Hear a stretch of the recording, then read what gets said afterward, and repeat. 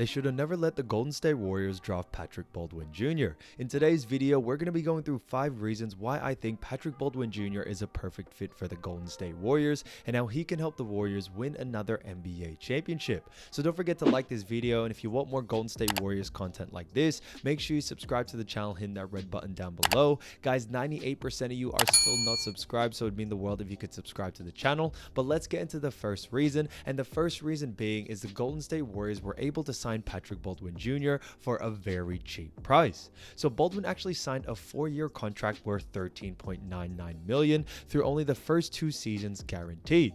He's due to make $2.2 million in 2022 to 2023 and $2.3 million in 2023 to 2024. And I think they got him for a very cheap price, which is honestly good to see. And the Warriors hold a $2.4 million club option in 2024 to 2025, and he'll be eligible for a contract extension in the summer of 2025. Baldwin is due to make $4.4 million in 25 to 26 under his current rookie deal. So I think it's honestly great to see that they got him for such a cheap price and for someone of his caliber. As you all know, Patrick Baldwin Jr. actually coming out of high school was a 5-star recruit, and he was playing at one of the highest levels when it came to high school basketball. He was offered by big schools such as Duke and Kansas. However, the only reason why he didn't go to those schools is he decided to play with his dad in Milwaukee. So his dad was actually the coach there, and I think it didn't really plan out as well, because it would have been better for him to go to a big school such as Duke or anything of that nature, due to the fact that he was going to get more eyeballs on him. But I think it's a blessing in disguise, because Golden State Warriors were able to get a 5-star recruit type player for such a cheap price, especially for the first 4 years. I think 4 years is a long time, especially for an NBA player. I think you can really develop into someone special, and I can definitely see that happening with someone like Patrick Baldwin Jr.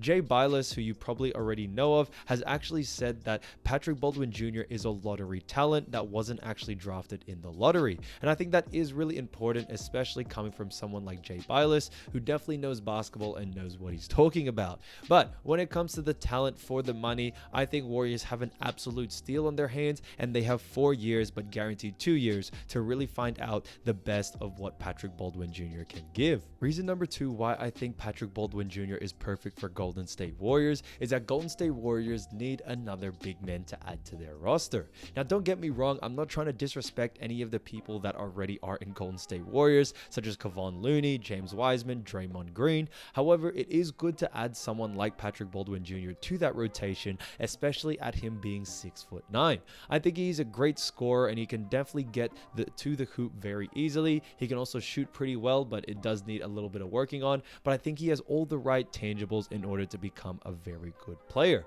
Now, you all probably already know and have heard about Draymond Green, that he may be leaving Golden State Warriors very soon if he doesn't get offered a max extension. So it's still up in the air whether that will happen or not, but at least hypothetically, if Draymond Green decides to leave, they obviously have replacements for him. Now, Patrick Baldwin Jr. may not be a starter if Draymond Green leaves, but he could definitely be the second unit, maybe put James Wiseman in there, JaMychal Green, who's now in the team. So there's a lot of options they can go with when it comes to the Golden State Warriors, but I think it's great to have someone of him in that position, because at least if they need that power forward / small forward position, they can have that in Patrick Baldwin Jr. So that's great to see from there. But when it comes to what he's capable of doing, I think his scoring is very underrated. A lot of people don't know he's a 6'9" shooter, 12.1 points a game he actually averaged, but only shot 34% from the field, but it was only in 11 games. So obviously he does need a little bit of working on. It can definitely get better,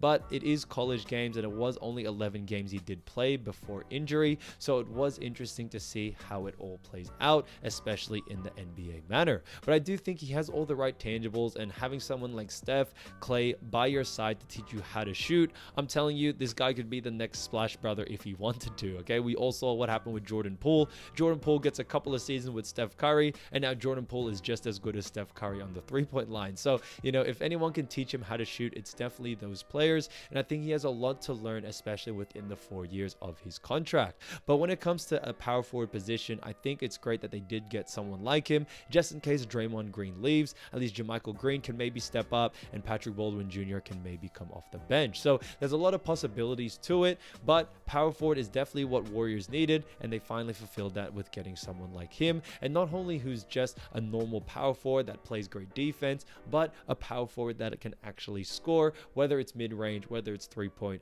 or whether it's driving to the hole, and I think that's great to see from there. Reason number 3 is Patrick Baldwin Jr. is a great defender. Now, obviously, he does stand at 6'9", 220 pounds, so he's definitely on the bigger side when it comes to power forwards, especially nowadays. Usually, power forwards can be even as little as 6'6". You know, Draymond has claimed to be around 6'6", 6'7", so he's not really that tall. So Patrick Baldwin is technically a big, power forward, or even a big small forward, even if he does play that position, and I think he can really mix between the two. But when it comes to defense, I think it is really important that he actually averaged 5.8 rebounds, which was great to see, 0.8 steals, and 0.8 blocks, which is pretty good at the college level. He was only playing 28 minutes, and he did only play, like I said, 11 games. Now, the reason why I didn't play so long was obviously because of injury, and that's where his draft stock actually went down. But I think what really makes it a really, really good idea to get someone like Patrick Baldwin Jr. is to compare Patrick to actually Michael Porter Jr. Now, it's hilarious how they both are juniors, but if you don't remember, MPJ was actually a great prospect. He was a 5-star recruit coming out of high school, played pretty well in college, but was very injury prone, which is why he wasn't that high on the tier list when it came to his draft stock and all of that. Now, when it came to that, he was definitely, I thought, was going to be a first to second pick before all the injuries actually happened, but obviously he dropped a further way down. And I see that happening with Patrick Baldwin Jr. as well. I think he is a great player. He definitely has the skills and the tangibles to play and be a first or second pick, but the only reason why is because all the other teams are looking to get a player that can impact now, and due to the fact that he is a little bit injury prone, those first couple of teams do not want to risk that. So obviously they get the safer options, and that's why you saw bigger players go in the draft. And that's basically what happened to Michael Porter Jr. as well. MPJ, even though he does get pretty injured here and there, I think he's still such a great player, and I think people really don't see how much of a talent he is when he's healthy and he's playing at full force. And that's what makes Denver so dangerous as well. They got a lot of great players in their bag, and I think that's what's happening the same with PBJ.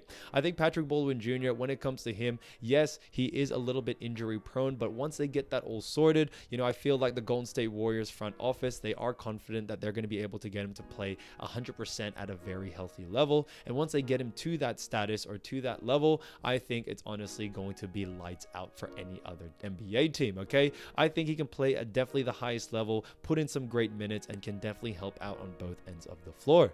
And I think it's fantastic to see that because, as you all know, when it comes to defense, the offense is already sorted for Golden State Warriors, okay? You got Steph, you got Klay, you got Andrew Wiggins. I could go on for the list for ages, to be honest. I can pretty much name all 14 players if I wanted to, but the offense is already there, and to add someone like Patrick Baldwin Jr. for that defense is honestly really, really good to see.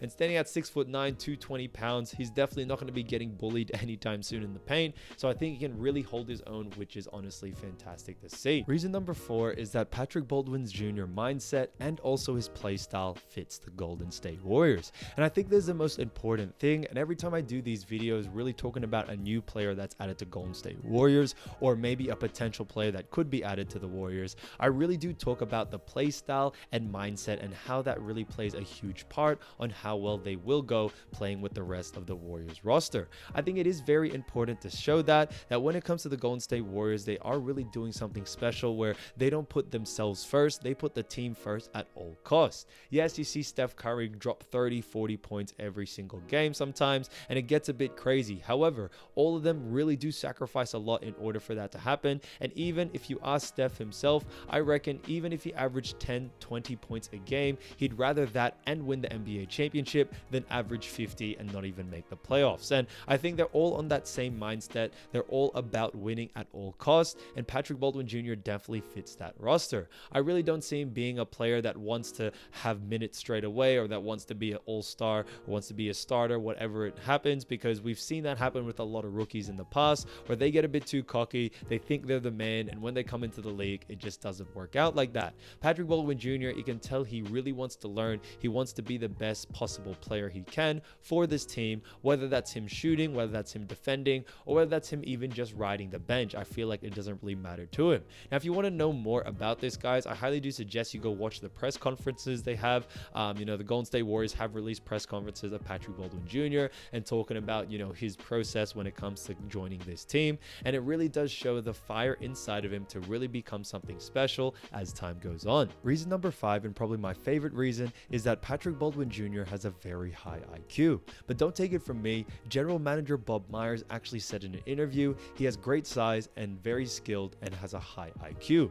We watched some film with him and you can tell he's a coach's son. Our system requires pretty high level thinking, he's versatile, and we think he can play with some of our guys. And I think that's what really impressed Bob Myers to actually draft him and to get a player of that caliber.